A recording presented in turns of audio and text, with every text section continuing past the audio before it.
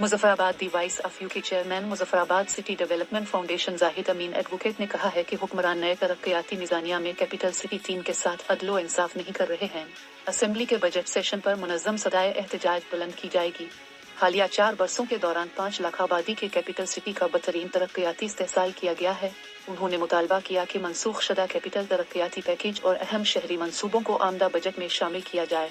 उन्होंने कहा कि water bodies, sewerage treatment plants और लोरटोपा कोहाला मरी एक्सप्रेसवे को हुकूमत पाकिस्तान 2025-26 के पीएसडी में शामिल करे।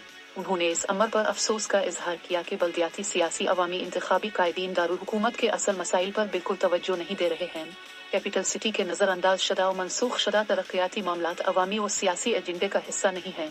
उन्होंने कहा कि PMLN और PPP कायदीन भी अपने वफाकी हुक्मरानों से इस्लामाबाद में ज़ेर-ए-दिवा अहम तरक्याती मसाइल पर संजीदा बातचीत करने से कासिर हैं।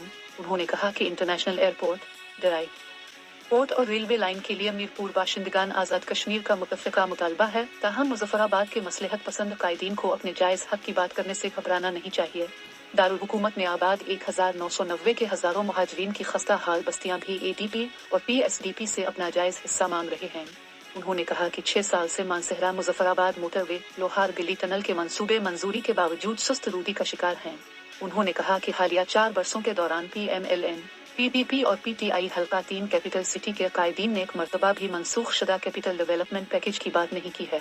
उन्होंने कहा कि मनसूख शुदा पैकेज की बहाली और 2025-26 बजट में शमूलियत के बगैर दारुल हुकूमत का बुनियादी शहरी इंफ्रास्ट्रक्चर मुकम्मल नहीं हो सकता है।